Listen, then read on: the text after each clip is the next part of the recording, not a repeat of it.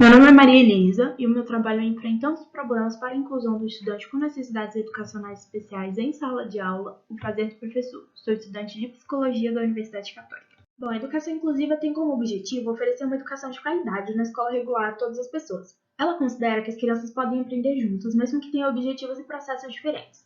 Por isso, ela sempre busca superar as diferenças e proporcionar a todas as pessoas oportunidades iguais, mesmo que sejam por caminhos diferentes. Por isso, muitas vezes ela é reconhecida como uma modalidade desafiadora àqueles que estão envolvidos no processo da educação. É um desafio à escola, que precisa se adaptar para receber esses alunos, e é vista também como um desafio aos professores, que precisam adaptar suas práticas pedagógicas de forma que consigam abarcar as dificuldades de cada estudante e facilitar o processo de aprendizagem, levando em conta as necessidades que cada um deles apresenta. Diante dessas considerações, o objetivo desse trabalho foi identificar as práticas utilizadas pelos professores do ensino fundamental de escolas públicas do DF para lidar com os desafios da educação inclusiva. Foi considerado professor por ele trabalhar diretamente com esses alunos. Os participantes foram 4 professoras de sexo feminino do ensino fundamental da rede de ensino pública do DF, de 2 escolas diferentes. O instrumento foi um roteiro de entrevista semi-estruturado realizado no âmbito desta pesquisa. Todas as entrevistas foram realizadas em 2019 e todos os participantes assinaram o termo de consentimento livre e esclarecido. As entrevistas foram gravadas em áudio e transcritas.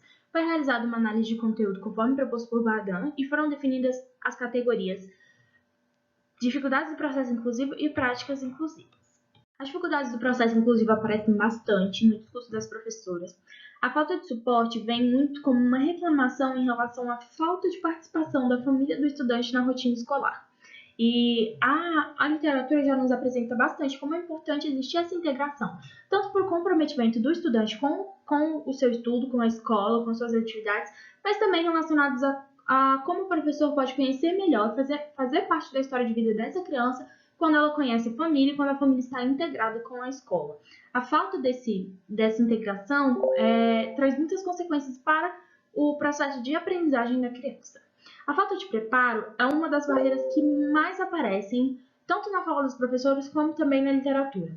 É muito recorrente a reclamação de que não existe um treinamento, que não houve um preparo quando a educação inclusiva foi instituída. Então, essas professoras sentem muita insegurança em trabalhar com essas crianças e sentem que é muito diferente o que elas estudaram lá na faculdade, que muitas vezes foram só alguns temas muito isolados, e que é muito diferente da prática que elas encontram dentro das escolas.